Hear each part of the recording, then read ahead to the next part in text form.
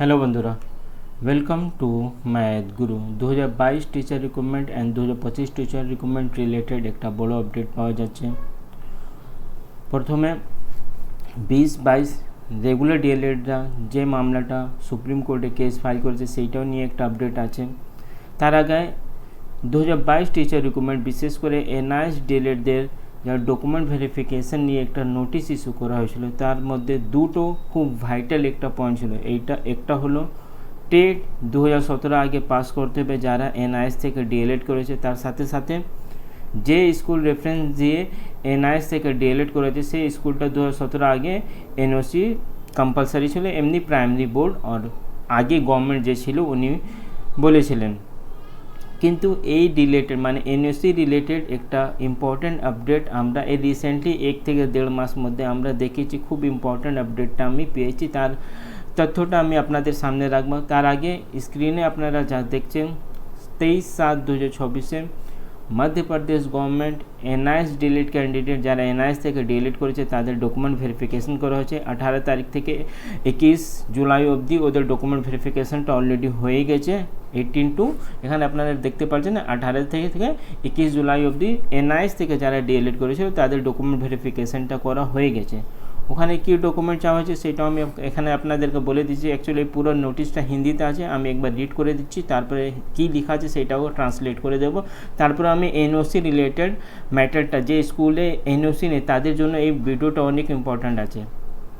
प्राथमिक शिक्षक नियोजक 2026 के तहत 18 से 21 जुलाई 2026 के मध्य दस्तावेज सत्यापन के दौरान कतिपय अभ्यर्थी द्वारा राष्ट्रीय मुक्त विद्यालय शिक्षा संस्थान एनआईएस से अवधि 2017 से 19 में डीएलएड को उपाधि अर्जित करने के अंक सूची प्रस्तुत की है। যেখানে পরিষ্কারভাবে বলা হয়েছে যে যারা যারা এনআইএস থেকে ডিলিট করেছে সিজনটা মেনশন করা আছে 2017 থেকে 2019 তাদের ডকুমেন্ট ভেরিফিকেশনটা হবে 18 जुलाई থেকে 21 जुलाई অবধি। তারপরে এখানে লেখা আছে ऐसे अभ्यर्थी के पूर्व सेवा से संबंधित अभिलेखों का परीक्षण दिनांक 24 से 26 जुलाई 2026 तक किया जाना है। समय सारणी संलग्न है। एनआईएस से डीएलएड करने का प्रावधान केवल सेवारत अभ्यर्थी के लिए था, अतः अभ्यर्थी को सूचित किया जाता है कि वो निर्धारित दिनांक एवं समय पर पूर्व सेवा से संबंधित प्रमाण पत्र एवं संलग्न शपथ पत्र 100 रुपये के स्टाम्प के साथ समिति के समक्ष सादीपति भवन माध्यमिक शिक्षा मंडल परिसर शिवाजी नगर भोपाल में उपस्थित हो। যেখানে বলা হয়েছে কি ডকুমেন্ট এখানে এক্সট্রা চাওয়া হয়েছে এনআইএস ডিলিট থেকে সেটা এখানে জানানো হয়েছে কি আপনাদের এক্সপিরিয়েন্স সার্টিফিকেট আর 100 টাকা স্ট্যাম্প পেপারে একটা স্ট্যাম্প করে ওখানে নিয়ে যেতে হবে, লিখে নিয়ে যেতে হবে কি হ্যাঁ আমি অলরেডি ইন সার্ভিসে ছিলাম। পুরো সেম প্যাটার্নটা যখন আপনাদের যদি মনে থাকলে কেভিএস যখন এনআইএস ডিএলএডদের ডকুমেন্ট ভেরিফিকেশন করিয়েছিল এই সেম প্যাটার্ন মানে এই সব ডকুমেন্টটা ওখানেও চাওয়া হয়েছিল। তাহলে কেভিএস যে ডকুমেন্টটা ওখানে ডকুমেন্ট ভেরিফিকেশন সময় যা যা ডকুমেন্টটা ওরা চেয়েছিল সেম ডকুমেন্টটা মধ্যপ্রদেশ গভর্নমেন্টটাও চেয়েছে। শুধুমাত্র একটা আপনাকে এক্সপিরিয়েন্স সার্টিফিকেট যে স্কুল থেকে আপনি যে স্কুলের রেফারেন্স দিয়ে আপনি এই ডিগ্রিটা করেছেন সেই স্কুল থেকে আপনাকে একটা এক্সপিরিয়েন্স সার্টিফিকেটটা নিয়ে যেতে হবে কি হ্যাঁ আমি 2017 আগে এই স্কুলে চাকরি করতাম। আর 100 স্ট্যাম্প পেপারে আপনাদেরকে ওই লিখিত মানে ওই প্যাটার্নটা একটু অ্যাডভোকেটদেরকে দেখিয়ে ওই এক্সপিরিয়েন্স সার্টিফিকেটটা দেখে লিখিয়ে আপনাদেরকে সাইন করে নিয়ে যেতে হবে। মানে বিশেষ করে এখানে এক্সপিরিয়েন্স সার্টিফিকেটটাই চাওয়া হয়েছে। তো এরকম অনেক নোটিশ আছে যেটা এনআইএস ডিএলএডদের সম্পর্ক ডাইরেক্টলি না হলে ইনডাইরেক্টলি আমাদের ওয়েস্ট বেঙ্গলের সম্পর্ক আছে, কারণ অনেক এনআইএস ডিএলএড ক্যান্ডিডেটরা ডাইরেক্টলি এডুকেশন মিনিস্টার না হলে অন্য বিজেপি লিডার্সদের সাথে দেখা করছে। তো আপনারা এই সব ডকুমেন্টটা নিয়ে যান কি রিসেন্টলি এটা তো খুব রিসেন্ট একটা নোটিশ 23/7/2024 আগে মাসেই এই নোটিশটা ছিল। তাহলে আপনারা এই সব নোটিশটা নিয়ে যান, ওখানে বলুন দেখুন স্যার অন্য বিজেপির রাজ্যে শুধু বিজেপির রাজ্য না অন্য রাজ্যে মানে অন্য গভর্নমেন্টেও থাকলে খুব বেশি থাকলে এক্সপিরিয়েন্স সার্টিফিকেট ওরা নিচে আর এক্সপিরিয়েন্স সার্টিফিকেটটা হঠাৎ করে ওরা নিচে না, কারণ 2017 সালে যখন অ্যাডমিশন সময় এমএচআরডি একটা নোটিশ আছে যেখানে বলা হয়েছিল যারা প্রাইভেট স্কুল থেকে এই ডিগ্রিটা করছে ওদেরকে এক্সপিরিয়েন্স সার্টিফিকেটটাই দিতে হবে। তাহলে ওই নোটিশটাকে দেখিয়েই প্রত্যেকটা রাজ্যরা যারা ডকুমেন্ট ভেরিফিকেশান করছে ওরা এনআইএস থেকে এক্সপিরিয়েন্স সার্টিফিকেটটা নিচ্ছে। এর পাশে আপনাদের যদি মনে থাকলে আমাদের রাজ্যে এনওসি আর টেট নিয়ে একটা খুব বড় একটা জটিলতা বলতে পারবো আমি। ডকুমেন্ট ভেরিফিকেশান রিলেটেড যা নোটিশ দিয়েছি এই দুটো খুব ভাইটাল আর ম্যাক্সিমাম ক্যান্ডিডেটরা যারা এনআইএস থেকে ডিএলএড করছে ওটা দিতে পারছে না। রিসেন্টলি ওয়েস্ট বেঙ্গল গভর্নমেন্টকে এনসিটিই একটা নোটিশ ইস্যু করেছে। এই নোটিশটা 13/8/2024 সিমিলার নোটিশ মানে এই রিলেটেড ইউডাইস প্লাস আগে বাংলা শিক্ষা পোর্টাল ছিল আমাদের রাজ্যে, যেখানে প্রত্যেকটা স্টুডেন্ট আর টিচারদের ডেটাগুলোটা আপলোড করা হতো, কিন্তু সেইটা যখন বিজেপি গভর্নমেন্ট এসেছে সেইটাকে আবার ট্রান্সফার বললে হয়তো ভুল হবে, মাইগ্রেট করে পুরো ডেটাগুলোটা ইউডাইস প্লাস একটা নতুন পোর্টাল করা হয়েছে, সেখানে ট্রান্সফার করা হয়েছে বাংলা শিক্ষা পোর্টাল থেকে ইউডাইস প্লাস পোর্টালে। যারা অ্যাট প্রেজেন্ট স্কুলে চাকরি করছে, প্রাইভেট না হলেও গভর্নমেন্ট, তারা এই জিনিসটা জানে।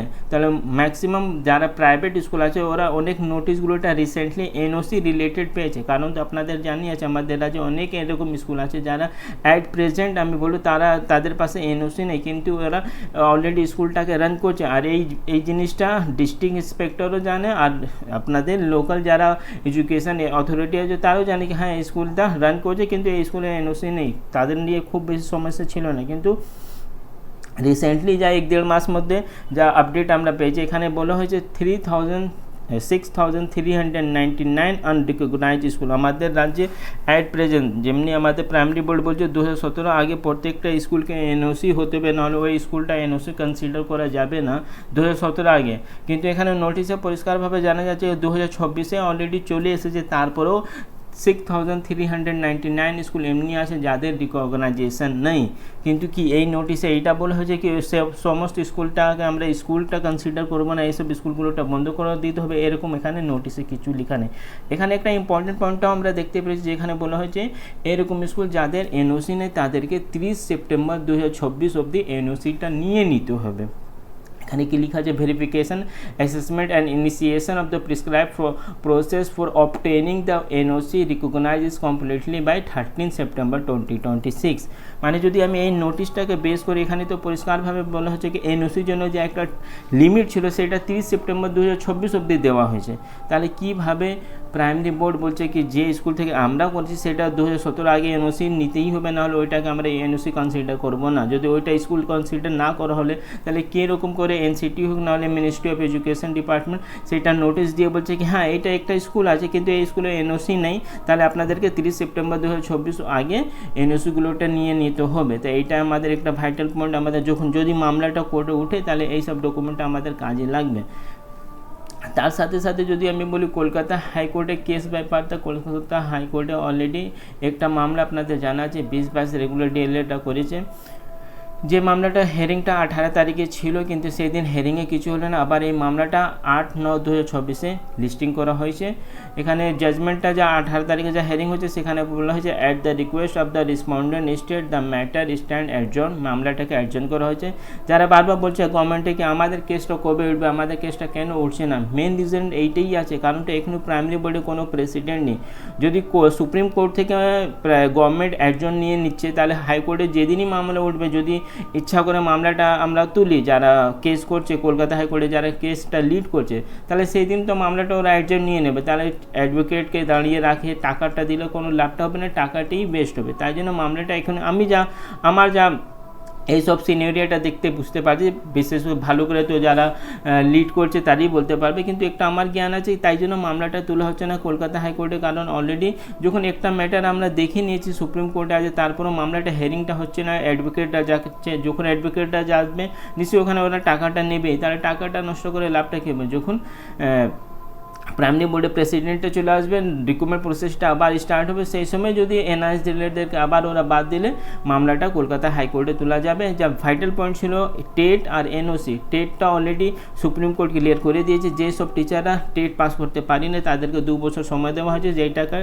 ইন টাইম হলো 2028 অবধি। তা আমরা তো অলরেডি টেট পাস করে আছি। তারপরে ছিল এনওসিটা এর আগেও আমি 2-3টে ডকুমেন্ট আপনাদেরকে দেখিয়েছিলাম, যেটা অনেক ইম্পর্টেন্ট ছিল। তার সাথে সাথে রিসেন্টলি এরকম যা এই ডকুমেন্টটা দেখেছে, এরকম অনেক ডকুমেন্টগুলোটা আছে যেটা এনওসি নিয়ে কথা বলা হয়েছে, যেখানে লাস্ট ডেট দেওয়া আছে কি আপনাদেরকে এনওসি নিয়ে নিতে হবে, সেটা হলো 30 সেপ্টেম্বর 2024।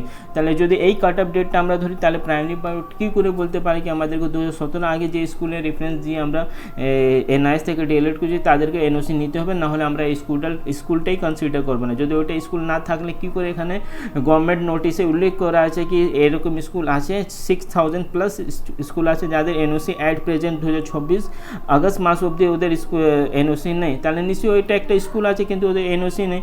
আর ওদেরকে কাট অফ ডেটটা যদি এখানে 30 সেপ্টেম্বর 2026 অবধি যদি ওদেরকে চান্স দেওয়া আছে কি হ্যাঁ ঠিক আছে আপনাদের এনওসি নেই, আপনারা এনওসিটা নিয়ে রাখেন, তার মানে এইটাই হলো তাদেরকে স্কুল কনসিডার করা হচ্ছে। তাহলে আমাদের স্কুলটা যারা 2017 আগে যারা এনওসি ছিল না তাদেরকে কী করে গভর্নমেন্ট বলতে পারে কি হ্যাঁ এইসব স্কুল আমরা কনসিডার করবো না। তো অনেক ফ্যাক্টগুলোটা আছে, অনেক এভিডেন্সটা আছে। যদি মামলাটা কলকাতা হাইকোর্টে গেলে 100% আমি বলতে পারবো এনআইএস ডিএলএডটা জিতে যাবে, কিন্তু আশা করছি মাননীয় সরকার, নতুন সরকার এসেছে, আমাদের প্রবলেমটাকে বুঝে আমাদের সমস্যাটাকে খুব তাড়াতাড়ি সমাধান করবো। অনেক বলছে কি 1233 জন আমরা জয়নিং লেটারটা কবে পাবো, সেটা আমি বলতে পারবো না, সেটা পুরোপুরি একটা ডিপার্টমেন্টাল ইস্যু আছে। কবে জয়নিং লেটারটা পাবে, কি করে পাবে, ডকুমেন্ট ভেরিফিকেশান রিলেটেড ওরা কী ভাবছে সেটা অ্যাট প্রেজেন্ট বলা খুব মুশকিল। কিন্তু আমাদের হাতে একটি জিনিস আছে, এই সব নোটিশগুলোটা যে রিসেন্টলি আমি আপনাদেরকে দেখেছি যেমনি এনওসি রিলেটেড, তারপরে মধ্যপ্রদেশ গভর্নমেন্ট যা একটা রিসেন্টলি ডকুমেন্ট ভেরিফিকেশান রিলেটেড নোটিশটা দিয়েছে, তার সাথে সাথে অন্য স্টেটে যা ডকুমেন্ট ভেরিফিকেশান যেমনি এনআইএস রিলেটেডকে করাচ্ছে। রিসেন্টলি বিহার একটা নোটিশ ইস্যু করেছে যেখানে পরিষ্কারভাবে এনআইএস রিলেটেডকে অতিরিক্ত বলতে পারবো আমি সুবিধা দেওয়া হয়েছে, ওদেরকে অ্যাডিশনাল বেনিফিট দেওয়া হয়েছে। যাদের এজগুলোটা শেষ হয়ে গেছিলো তাদেরকে এই যে কনসেশন দেওয়া হয়েছে, রিল্যাক্সেশন দেওয়া হয়েছে এনআইএস ডিএলএড ক্যান্ডিডেটদের ক্ষেত্রে। এইসব ডকুমেন্টটা আমাদেরকে নিজে বিজেপি লিডার পাশে নিয়ে যেতে হবে আর ওখানে রিকোয়েস্ট করতে হবে স্যার দেখুন অন্য রাজ্যে এনআইএস ডিএলএডদেরকে নিচ্ছে, তাহলে আমাদেরকে কেন নিচ্ছে না।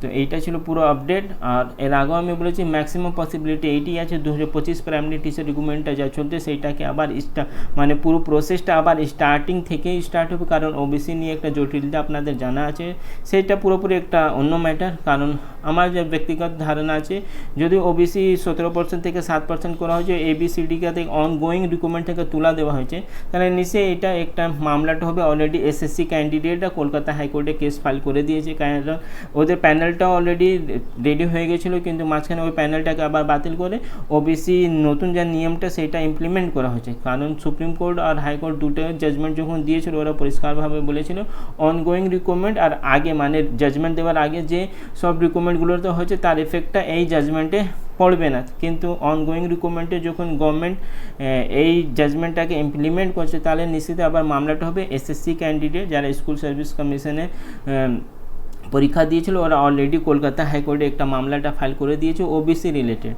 তাহলে আমাদের রিক্রুটমেন্ট প্রসেসটা আর বেশি ডিলে হতে পারে এই ওবিসি রিলেটেড ম্যাটারের জন্য। যাই হোক, যা আপডেটটা আসবে সেটা আমি আপনাদেরকে দিয়ে দেবো। চ্যানেলে নতুন থাকলে চ্যানেলকে সাবস্ক্রাইব করুন। Thank you.